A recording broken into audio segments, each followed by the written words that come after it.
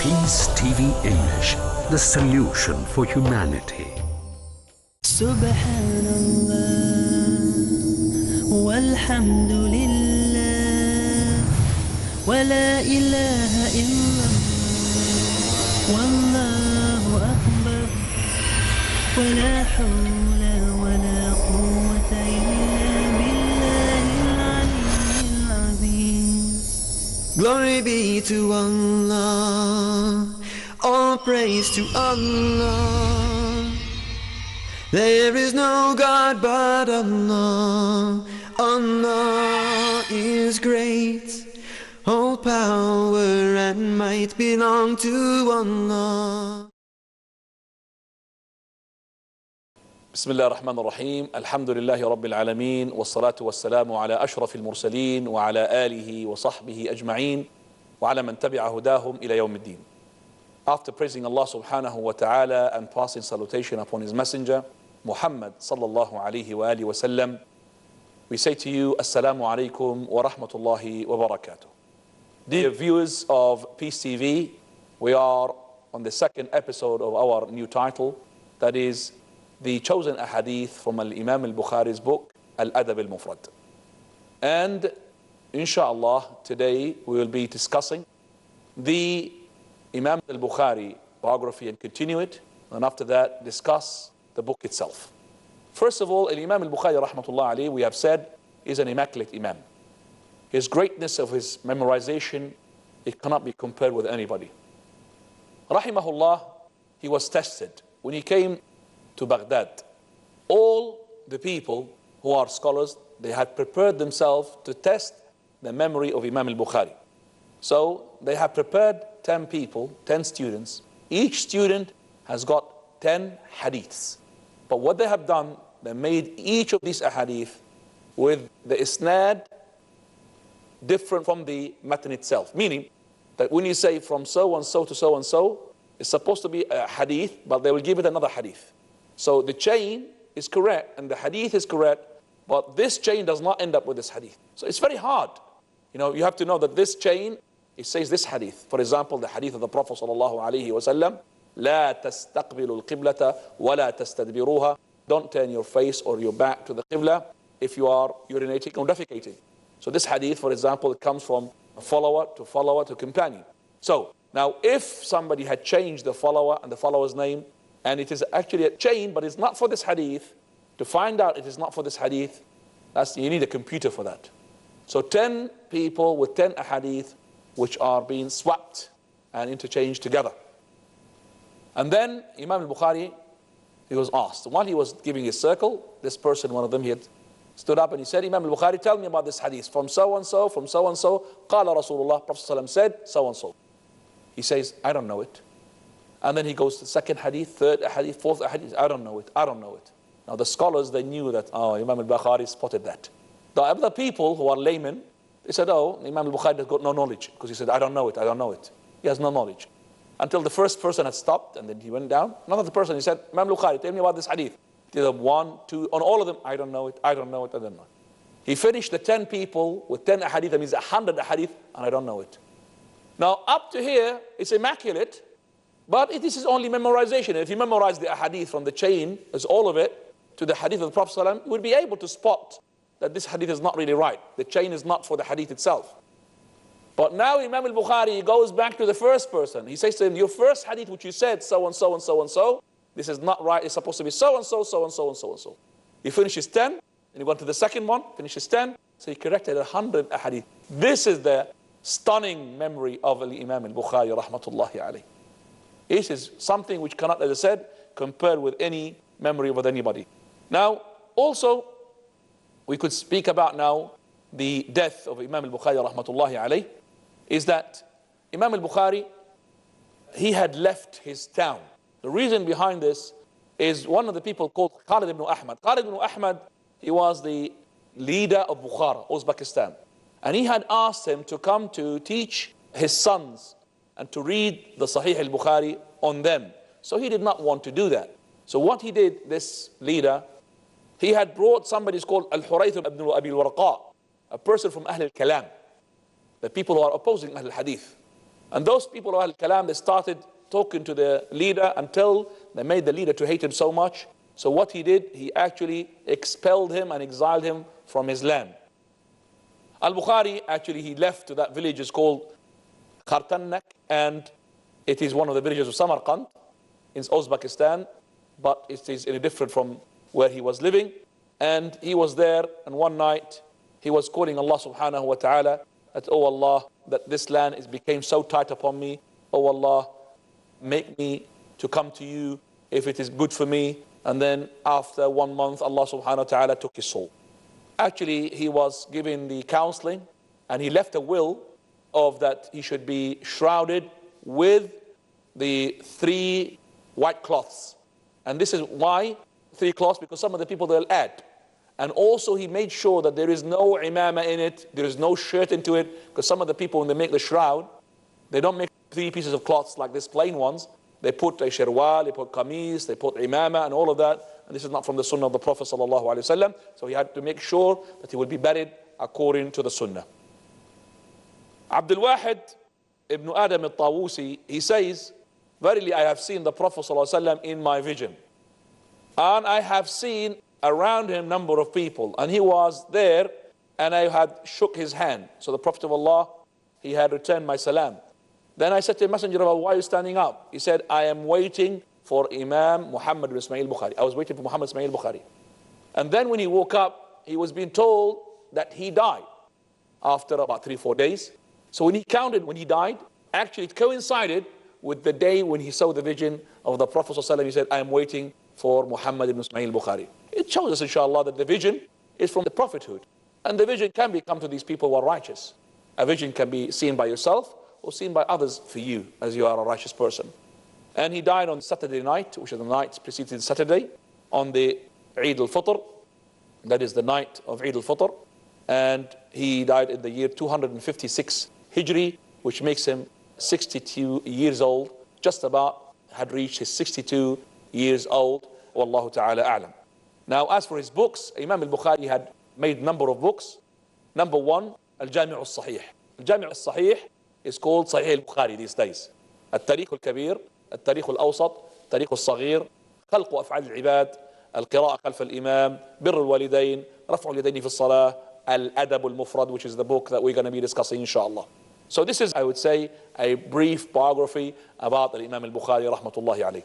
Now we come into the book itself. We need as well to shed light about the book itself. First of all, the book, what is the meaning of Al-Adab al-Mufrad? Al-Adab al-Mufrad means the singled out manners. Why is it called singled out manners? Al-Adab means manners, but why al-Mufrad, singled out? It's actually singled out to distinguish it from the manners, ahadith, which are mentioned in Sahih al-Bukhari. Because Imam al-Bukhari, rahmatullahi alayhi, he had made Al-Jami' al-Sahih, which is known now Sahih al-Bukhari. And in it there is a chapter called Kitab al-Adab, the chapter of Al-Adab. And in it he mentioned a hadith of Al-Adab. They're not as many as these ones were mentioned in this book.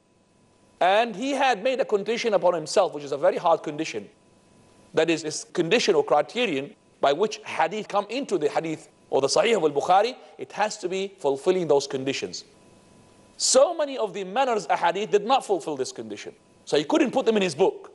And that is why the book of Sahih al-Bukhari is the most authentic book after the book of Allah subhanahu wa ta'ala. So Imam al-Bukhari, he did not want us to lose this heritage of ahadith. So those ahadith which did not enter his book, the Sahih al-Bukhari, Al-Jami' al-Sahih, he had to single out a book called the Book of Manners. So he called it Kitab al-Adab, the Book of Manners. Now the scholars came afterwards and they said, Kitab al-Adab al-Mufrad. They made the word al-Mufrad. Al-Mufrad means singled out. Why they said al-Mufrad? In case if you heard a hadith said, Rawahu al-Bukhari in the chapter in the Kitab al-Adab, you will think it is actually the Adab, which is in Sahih al-Bukhari, but actually that hadith was narrated in Kitab al-Adab, which is the Mufrad, which is hasn't met the criterion of Imam al-Bukhari. And that is why it's called Kitab al-Adab al-Mufrad. Also, we need to know that these ahadith, some of them are to be authentic, some of them are to be unauthentic. Most of the ahadith are to be authentic. The book itself contains 1,322 hadiths. 1,322 hadiths. Some of them are being repeated. Now, the Imam al-Bukhari had made some of the ahadith being mentioned in one chapter, and he repeated again in another chapter, and repeated again maybe in another chapter. Say, for example, the hadith of Ya Aba Umair, ماذا فعل النغير? It's a hadith narrated by Anas, radiallahu anhu wa ardah. Anas, he said that the Messenger of Allah used to come to visit us with his mother Sulaym. She is the foster maternal aunt of the Prophet of Allah. Foster maternal aunt, that means the mother of Anas drank milk with the mother of the Messenger of Allah. She makes him a maternal aunt from fostering. So he said he used to come to us and cuddle with us. And he used to have a brother called Umayr. And Umayr, he had a bird, and this bird was in a cage. So I used to joke with him, and he says to him, Ya Aba Umayr, ماذا فعل النغير? Oh Abu Umayr, what did the Nughayr do? Now Imam al-Bukhari had mentioned this hadith in 3 places. He mentioned it in the chapter called Al-Mizahu Ma'as-Sabi. Mizahu Ma'as-Sabi means that is to jest with the child. And this is hadith number 269. Exactly the same hadith. Ya Aba Umayr, ماذا فعل النغير? Also he had repeated that hadith under the chapter that is At-Tayru fil Qafas, meaning the bird is in the cage. That means you could take a bird and put him in the cage, no problem. And he put that same hadith, Ya Aba Umayr, ماذا فعل النغير? And this is hadith number 384. Also, he repeated the same hadith into another chapter, which is called Al-Kunyatul Sabi, to give the child a kunya, a title. That is Ya Aba Umayr, ماذا فعل النغير, hadith 847. Our Shaykh al-Albani, rahmatullahi alayh, Muhammad Nasir al-Din al-Albani, he himself, he had filterized this book. Jazahullah khair. It's a great effort he has done for us. And he has taken the ahadith which is authentic and put them on side, and unauthentic, put them on one side. The Sahih, which came from this filterization, is almost 1,000 hadith, 998. As for the ones which are unauthentic, there are 215. So 215 is not really that much big number. So we have 998 are to be authentic. So we could say Jazahullahu khairan Imam al-Bukhari for this heritage, great heritage. A heritage of ahadith from the Prophet sallallahu alayhi wa alihi wa sallam. So Imam al-Albani rahmatullahi alayh, he had made this filterization, and then we ask ourselves why Imam al-Bukhari had to put some of the unauthentic hadiths in Kitab al-Adab al-Mufrad. We're going to discuss that inshallah after the break. Subhanallah walhamdulillah.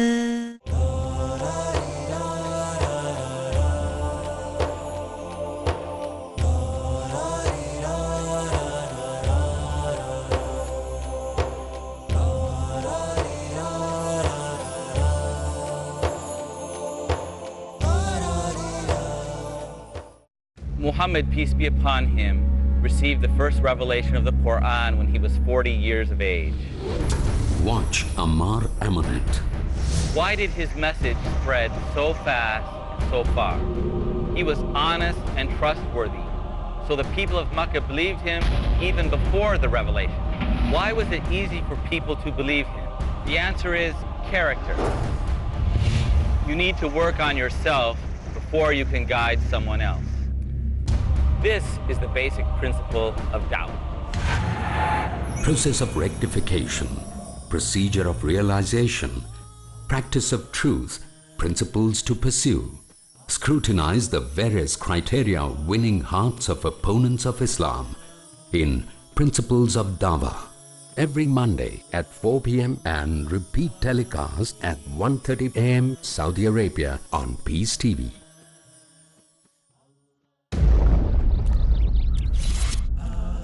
In our search for true peace and the secret of life found only in Islam, it is important for us to highlight the permissible over the prohibited. So if you busy yourself with the do's, you don't have time to do the don'ts. So with this positive attitude, it makes it easier for you to call people to the truth found only in Islam.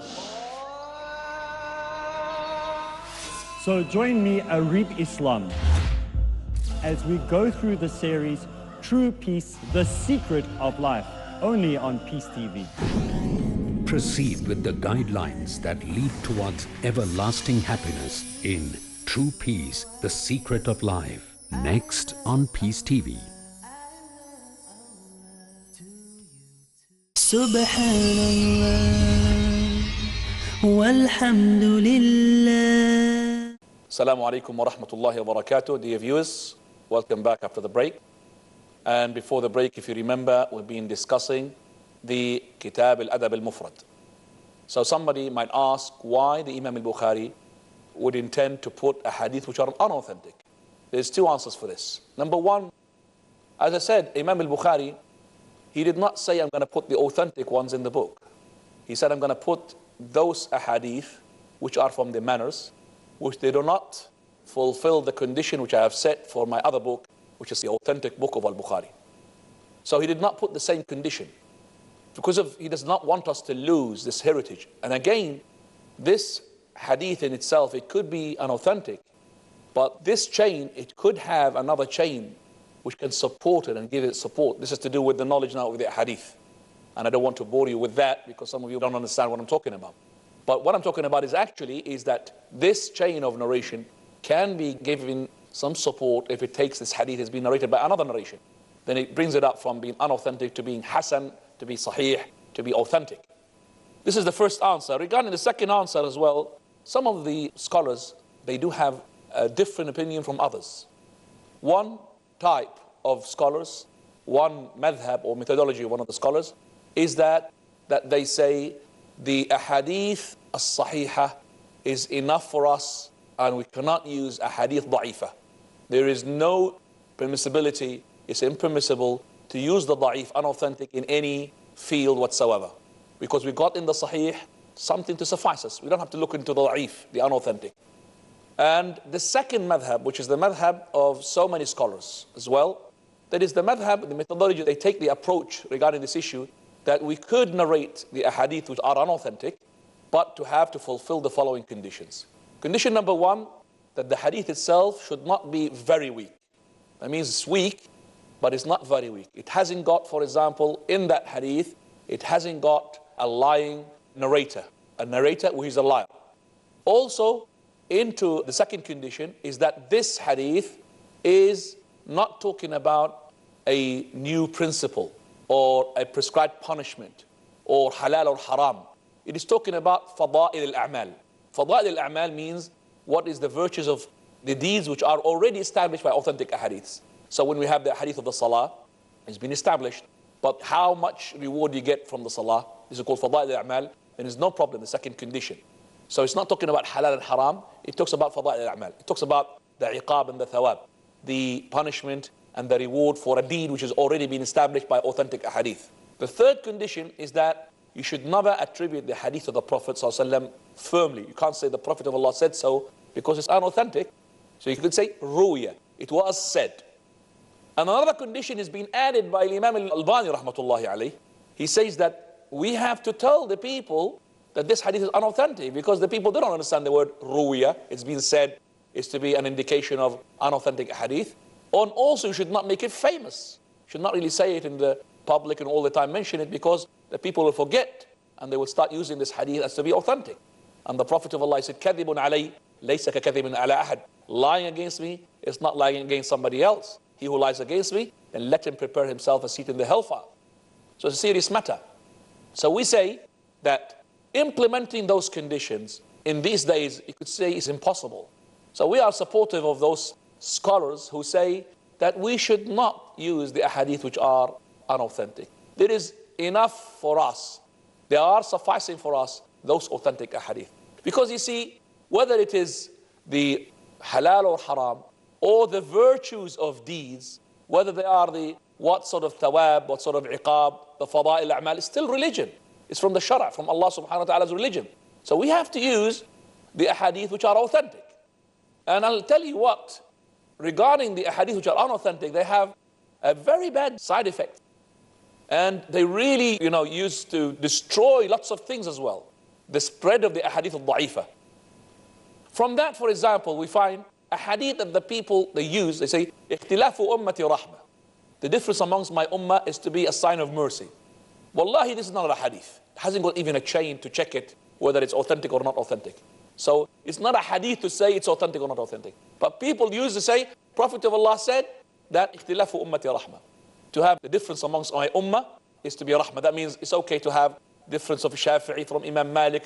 We are different, then it's rahmah. This is actually nonsense, because it actually contradicts the ayat from the Quran. Allah subhanahu wa ta'ala, he says, وَلَا يَزَالُونَ مُخْتَلِفِينَ إِلَّا مَنْ رَحِمَ رَبُّهُ. They are mukhtalifin. Mukhtalifin, that means divided amongst themselves, different from amongst themselves, diverted from amongst themselves. They have got split and divergence among themselves, except for those who Allah subhanahu wa ta'ala bestowed upon them the rahmah, the mercy. So whom Allah will have the mercy upon are the ones united, not the one who's been split. And that's why Imam Ibn Hazm, he said, if splitting is to do with rahmah, is to do with mercy, then uniting is to do with disaster. Because it's the opposite. Either it's the wrath of Allah or the rahmah of Allah. So that means if the rahmah of Allah is upon those people who are differing from one another, then the wrath of Allah, the ghadab Allah, the sakhatullah, is upon those people who are united. And this is nonsense. And Allah subhanahu wa ta'ala, he says, وَلَوْ كَانَ مِنْ عِنْدِ غَيْرِ اللَّهِ لَوَجَدُوا فِيهِ اخْتِلَافًا كَثِيرًا. And if the book of Allah was other than from Allah subhanahu wa ta'ala, they would find a lot of contradictions in it. Because it's from Allah, then everything is one. You can't find anything contradicting one another. Yes, there is a difference, we call it tanawwu', not tadad. We don't have a difference in the Sharia where something text will oppose the text completely. No, it can't be like this. But we have something which we call, that we could choose. Like for example, in the opening supplication of your prayer, you could choose from the supplication, Subhanakallah wa bihamdik, or Wajjahtu wajhi, different supplications. Also the salutation upon the Prophet ﷺ, you could choose. Allahumma salli ala Muhammad, wa ala ali Muhammad, or Allahumma salli ala Muhammad, wa ala alihi wa azwajihi wa dhurriyyatihi. Different choices as well. But we don't have something to oppose one another. I'll give you an example.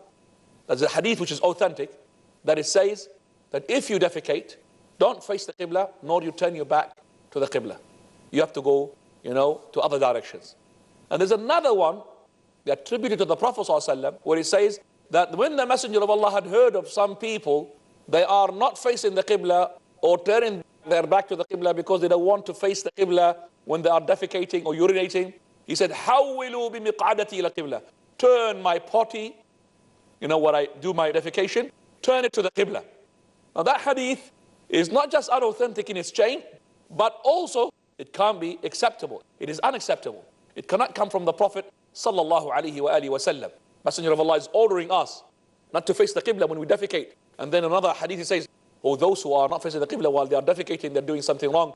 Turn my potty towards the Qibla. That cannot be coming from the Prophet sallallahu alaihi wasallam. So we say that there are lots of bad side effects for those hadith which are unauthentic. I'll give you another one as well. This is the last one we could really handle. This is one which is to do with a hadith which has got a chain, but it is mawdu', fabricated. أصحابي كالنجوم بأيه مقتديتم اهتديتم. My companions are to be like the stars. You follow any of them, you will be guided. Now this one is unauthentic and fabricated. That means you could take any companion and you follow him. Now look at the side effect of this hadith. We have an incident that took place between Anas radiallahu anh and Abu Talha al-Ansari. One day he says the heavens, the skies had rained hail. You know what's hail? So the Abu Talha, he said to Anas, give me some of the hail. And it was the Ramadan. And all of them were fasting. He said, give me some of the hail. So he took the hail and then he started licking it. So Anas, he said, you do this while you're fasting? He said, so what? He said, will it break your fast? He said to him, no, it is not. It is barakah, blessings from Allah subhanahu wa ta'ala. It is not food, it is purifying your stomach. It is not food. Somebody listened to this hadith that my companions are to be like the stars. You follow any of them, you'll be guided. He said, okay, alhamdulillah, inshallah, now while I'm fasting, I could go and eat some hail. And, I would say that to save me from the thirst that I've got to quench. So he would say to himself, oh, alhamdulillah, I'll just eat hail because Abu Talha had done so. We say, look, Anas had objected on Abu Talha. And that is why we say it is unauthentic hadith. And this hadith is fabricated. So it's very important to know that the ahadith al-sahiha is the one which would suffice us. And the ahadith al-da'ifa, we should keep away from it. And the best book to read for that issue is the book of Silsila al-da'ifa of our Shaykh al-Albani, rahimahullah. So alhamdulillah, now we're coming to the last point regarding the issue of our book. And inshallah, next episode, we'll start with the ahadith. The last point is to do with the book itself, what it contains. This book, it talks about the teaching and the education of manners. And manners are very important. Manners with Allah subhanahu wa ta'ala, manners with the Prophet, manners with the parents, manners with the husband and the wife, manners with the orphan, manners of how we conduct with the people. All of those are manners. So it is very important to learn these manners, because we know for a fact that the Prophet ﷺ, he said, أثقل شيء في الميزان يوم القيامة حسن الخلق. The heaviest thing in your scale on the day of resurrection is good manners. So this book, we are in need of it. The hadith in this book, we are in need of it. There are lots of hadith there to learn from it. What to do regarding our neighbors, what to do regarding our parents, what to do regarding our servants, what to do regarding our husband and our wives. All of these matters we have to learn. So it's mashallah, it's a great book. So let's inshallah, in the next episode, take some of these ahadith and learn from the etiquette of the master of the etiquettes, that is Prophet Muhammad sallallahu alaihi wasallam. أسأل الله سبحانه وتعالى أن ينفعنا بما قد قلنا وآخر دعوانا الحمد لله رب العالمين. سبحان الله والحمد لله ولا إله إلا الله والله أكبر ولا حول ولا قوة إلا بالله العلي العظيم. Glory be to Allah, all praise.